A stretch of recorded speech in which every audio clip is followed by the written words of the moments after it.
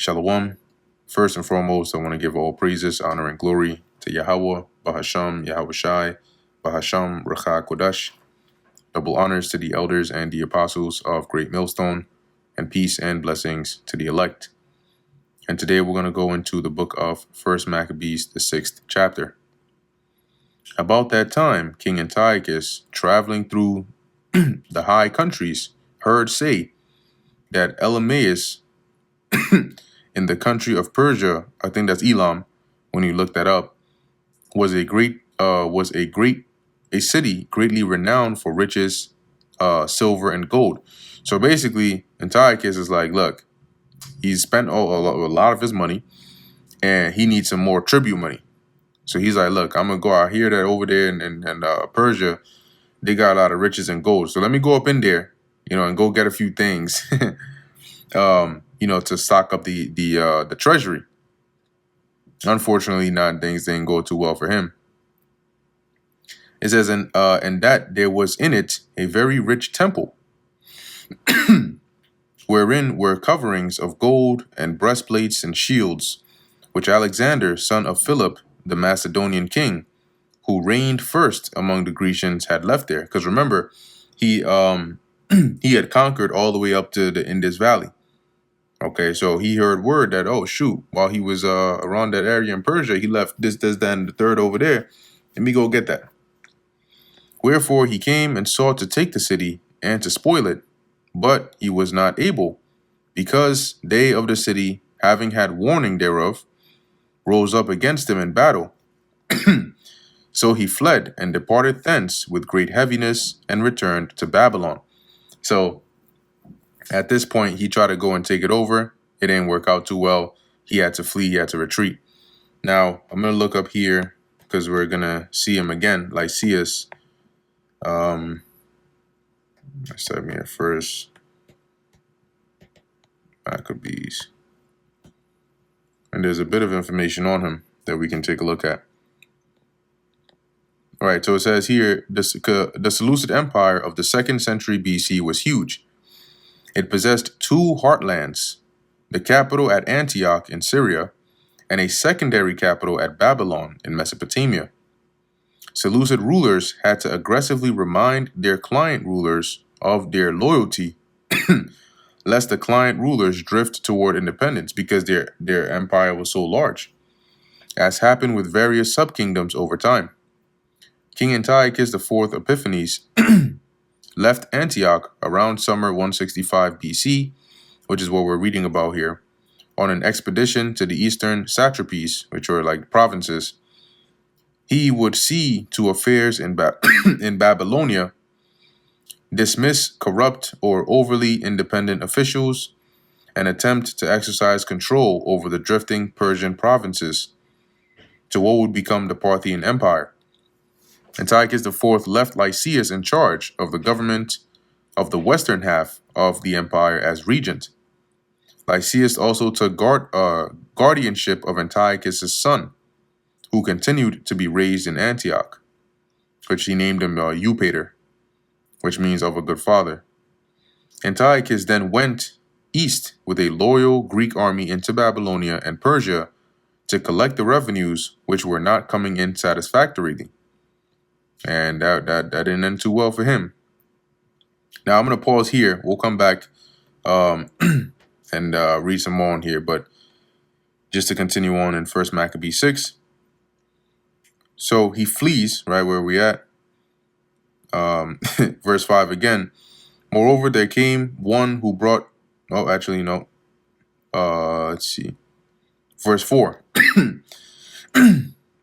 So when he went there, they rose up against him in battle. So he fled and departed thence with great heaviness and returned to Babylon. Moreover, so now you know why he came to Babylon, because you had remember the 2 main heartlands, right? One in Antioch in Syria, and then Babylon in Mesopotamia. Moreover, there came one who brought him tidings into Persia, that the armies which went against the land of Judea were put to flight, and that Lysias, who we were reading some information of him in the secular history, who went forth first with a great power, was driven away of the Jews, and that they were made strong by the armor and power and store of spoils, which they had gotten of the armies whom they had destroyed. So he's just hearing bad news. Damn. They defeated Lysias's army. They took the armor and the spoils and so on of the defeated, of the slain, and now they're using it to their advantage. Also, that they had pulled down the abomination which he had set up upon the altar of Jerusalem. Right, because remember, they rededicated the temple, cleansed it and everything. And that they had compassed about the sanctuary with high walls. So they built walls about it again to defend it, to keep it safe, as before. And his city Bethsura, right, which he had basically taken over when he went to take over their land. Now when the king heard these words, he was astonished and sore moved, whereupon he laid him down upon his bed and fell sick for grief, because it had not befallen him as he looked for. So he wasn't feeling well. He got stressed onto sickness, as it says here, because basically nothing was going his way. And there he continued many days, for his grief was ever more and more, and he made account that he should die. So it got to the point where he was like, yo, I don't think I'm going to make it. And so it says, wherefore he called for all his friends and said unto them, the sleep is gone from mine eyes, and my heart faileth for very care. And I thought with myself, into what tribulation am I come? And how great a flood of miseries is it, wherein now I am. So he basically started reflecting back on his life and then how bad it is of a situation he found himself in now. For I was bountiful and beloved in my power. So basically he's saying, like, just a little while ago I had all this power, all these riches, I had everything. Verse 12, but now I remember the evils that I did at Jerusalem, and that I took all the vessels of gold and silver that were therein, and sent to destroy the inhabitants of Judea without a cause.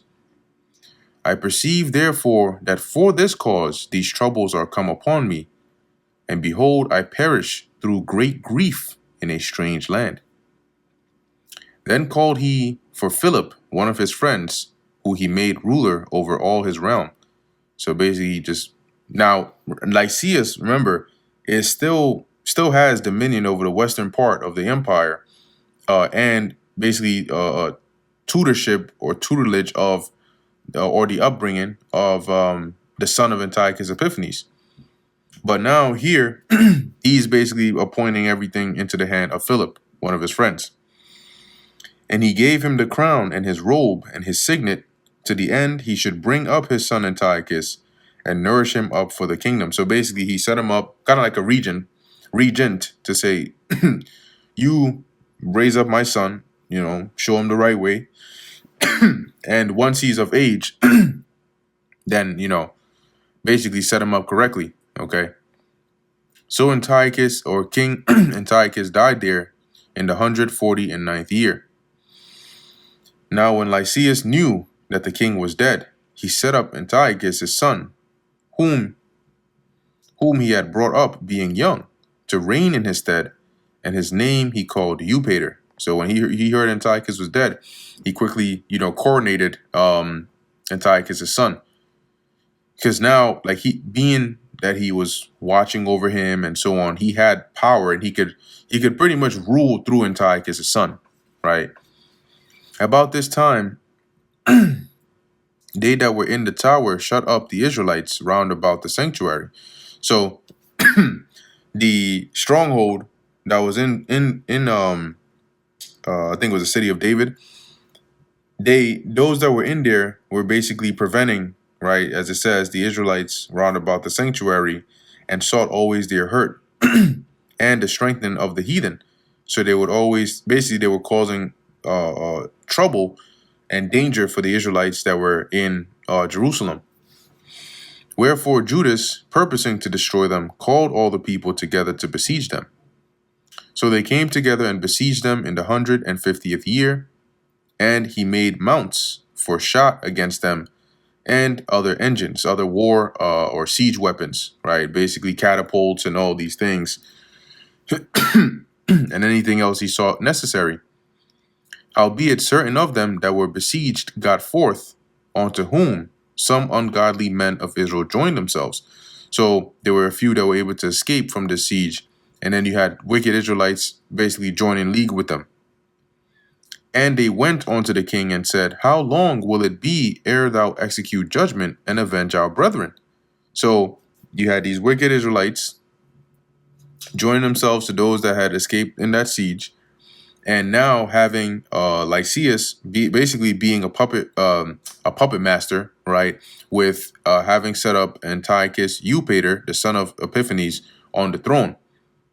So that's who these Israelites, these wicked, ungodly men, went to go and complain about Judas.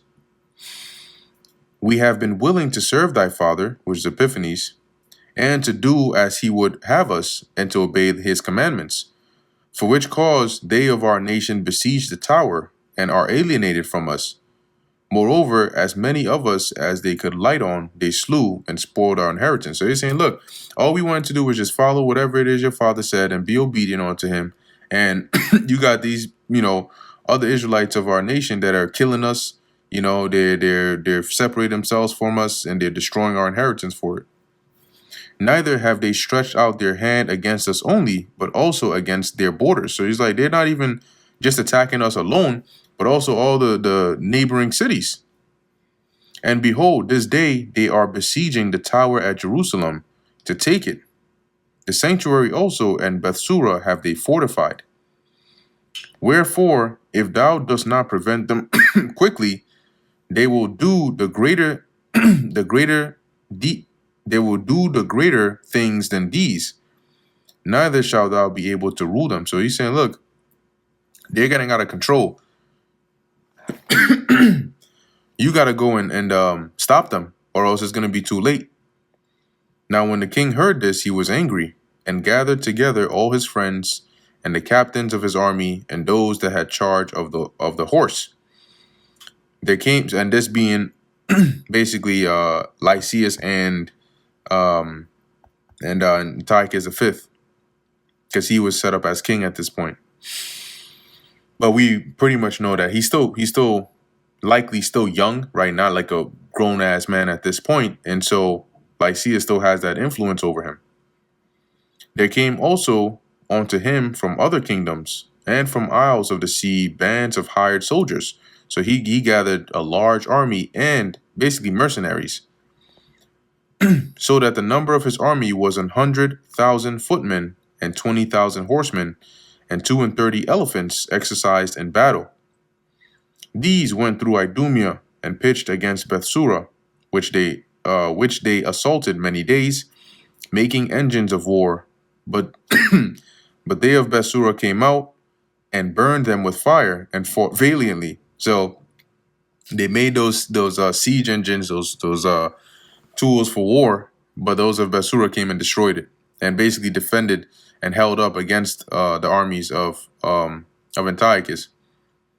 Upon this, Judas removed from the tower, because they were besieging it, and pitched in Beth Zacharias over against the king's camp. So they came out to war against them, or at least they faced themselves against them. Right, when they pitched, it means they set up their army or their camp over in this region. Then the king, rising very early, marched fiercely with his host toward Beth Zacharias, where his armies made them ready to battle and sounded the trumpets. And to the end they might provoke the elephants to fight, they shewed them the the blood of the grapes and mulberries. So basically, it's kind of like showing a red to a bull and then triggering it. That's what they were doing. They were triggering the elephants. That's how they would get them to be, in a warlike state, and then use them to their advantage during the wars. Moreover, they divided the beasts among the armies, for every elephant they appointed 1,000 men, armed with coats of mail and with helmets of brass on their heads. And beside this, for every beast were ordained 500 horsemen of the best. So this is how they divided the army, right? You would have one elephant, and then you would have all these footmen and these horsemen with them. These were they were like the ancient world tanks. These were ready at every occasion.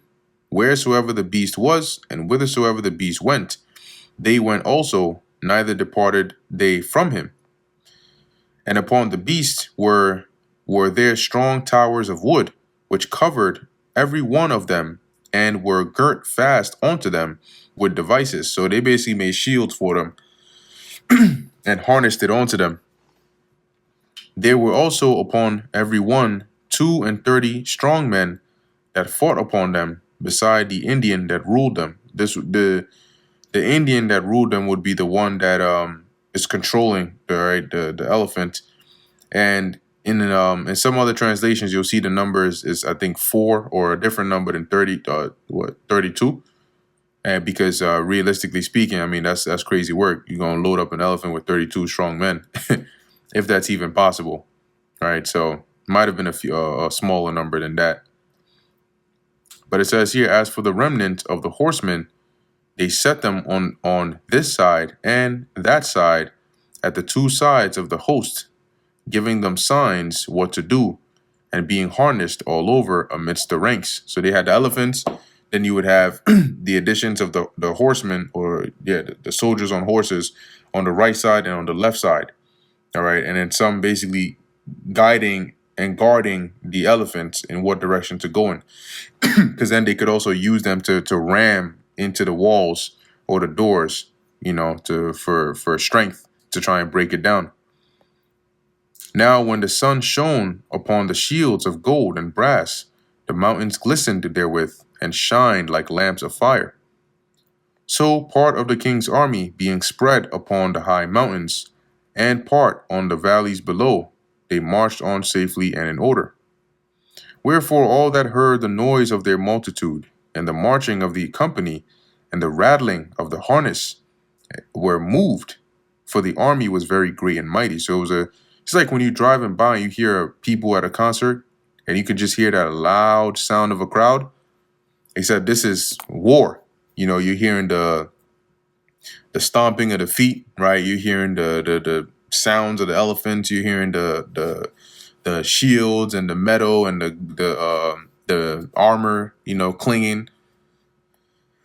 Then Judas and his host drew near and entered into battle, and there were slain of the king's army 600 men. Eleazar also, surnamed Savaron, perceiving that one of the beasts armed with royal harness was higher than all the rest, and supposing that the king was upon him, so when he spotted that beast, he thought in his mind, yeah, that must be the one carrying the king, put himself in jeopardy to the end he might deliver his people and get him a perpetual name. So shit, if he can put an end to this battle and, have his name remembered forever by taking out the king, hey, he's going to be, that's going to be a good feat in war. Wherefore he ran upon him courageously through the midst of the battle, slaying on the right hand and on the left, so that they were divided from him on both sides. So as he was going, basically to try and isolate and create a path to get to that elephant where the king was, or at least where he thought the king was, he was just slaying them, the men on the right, the men on the left. Which done, he crept under the elephant and thrust him under and slew him, whereupon the elephant fell down upon him, and there he died. So, he didn't think that part through all the way, because after he killed the elephant from underneath it, but it collapsed downward. It didn't fall to the side, it just collapsed downward, likely because of all the pressure and the weight that was on top of it. So instead of it tilting one direction or another, once it died, and obviously its legs are not being controlled anymore because it's dead, it just collapsed straight down, killing Eleazar in the process. Howbeit the rest of the Jews, seeing the strength of the king and the violence of his forces, turned away from them. So now they started to back up. They started to fall back a bit. Then the king's army went up to Jerusalem to meet them, and the king pitched his tents against Judea and against Mount Zion. So they basically set up camp over there. um, as to besiege it. But with them that were in Bethsura he made peace, for they came out of the city because they had no victuals there to endure the siege, it being a year of rest to the land. So basically, this was the land Sabbath, right? And so they couldn't, because it was that they hadn't planted to get any harvest, to get any crops. So they basically were living off of the store of the previous years. And since they didn't have these victuals, they couldn't endure a siege. They were limited in what they had. So they ended up surrendering or seeking peace. So the king took Bethsura and set a garrison there to keep it. As for the sanctuary, he besieged it many days and set there artilleries with engines and instruments to cast fire and stones and pieces to cast darts and slings. So they made tools or weapons that would, as it says, cast fire and stones, like those fire they look like fireballs, right? Where they coat the stones in some material flammable, and then they launch it. And basically pieces to cast darts and slings, right? Basically tools of like long range weapons or short range or mid range, whatever you want to call it, but things that could shoot projectiles. Whereupon they also made engines against their engines, being Israel, right? They also made tools or war engines. These engines are not talking about like the engine you put in your car. It's just a term used for those kinds of tools and weapons that they use in war. Siege rams, battering rams. You have catapults, right? And held them back a long season. So Israel, those in Jerusalem, were fighting back and holding back the forces of Antiochus. Yet at the last, their vessels being without victuals, for that it was the 7th year, and they in Judea that were delivered from the Gentiles had eaten up the residue of the store. Because similar to the case with Bethsura, they didn't have any new victuals, and eventually they ran out of what they had. There were but a few left in the sanctuary, because the famine did so prevail against them, meaning a few people that were left in the sanctuary, because the famine got so bad that they were fain to disperse themselves, every man to his own place. So they just returned back to their own homes because there was nothing to eat over there. At that time, Lysias heard say that Philip, whom Antiochus the king, whilst he lived, had appointed to bring up his son Antiochus, that is Antiochus the fifth. So Antiochus the fourth, while he was alive, appointed to bring up Antiochus the fifth, his son, that he might be king, was returned out of Persia and Media. So remember, Antiochus on his deathbed, you could say, appointed everything to Philip. When Lysias heard that, he was like, oh no, I gotta go, we gotta return back, and make sure we handle the situation right, or else it's not gonna end well for us. So as it says here, was returned out of Persia and Media, and the king's host also that went with him, and that he sought to take unto him the ruling of the affairs.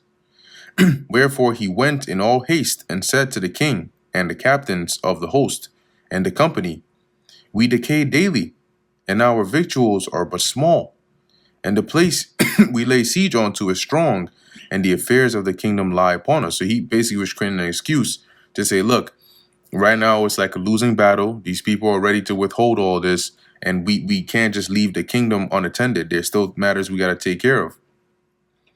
Now, therefore, let us be friends with these men, and make peace with them, and with all their nation, and covenant with them, that they shall live after their laws, as they did before. For they are therefore displeased, and have done all these things because we abolished their laws. So he's saying, look, let's just make a treaty. Let's be cool with them. Let's let them basically go back to doing what they were doing before, following their laws. It's because we came and abolished it, going back to 1 Maccabees 1, that they're doing all this. So the king and the princes were content. Wherefore he sent unto them to make peace, and they accepted thereof. Also the king and the princes made an oath unto them, whereupon they went out of the stronghold. So once they had basically gotten the king's word, they opened up the doors, right? And they came out of the stronghold. Then the king entered into Mount Zion, but when he saw the strength of the place, he broke his oath that he had made and gave commandment to pull down the wall round about. So he said, "Oh, hell no. This might be my only opportunity to actually break through this, break down those walls immediately." Afterward departed he in all haste and returned unto Antiochia, and he did that because likely Lysias was putting a lot of pressure on him, saying, "We got to go." And that's because he feared Philip, because Philip is now coming up on some like the Antiochus put everything in my care, so I'm here to make sure that's okay. So it's now you got this this power struggle. So it says here, he returned in all haste, where he found Philip to be master of the city. So Philip already came there like, "Look, I got the crown, I got the signet. Antiochus put me in charge." And Lysias and the son of Antiochus came back there like, "No, sir, we cannot have that." So he fought against him, and he took the city by force. And that brings us to the end of the book of First Maccabees, the 6th chapter. Lord willing, that was edifying to the elect. In closing, I want to give all praises, honor, and glory to Yahweh, Bahasham, Yahushai, Bahasham, Recha Kudash. And until next time, Shalom.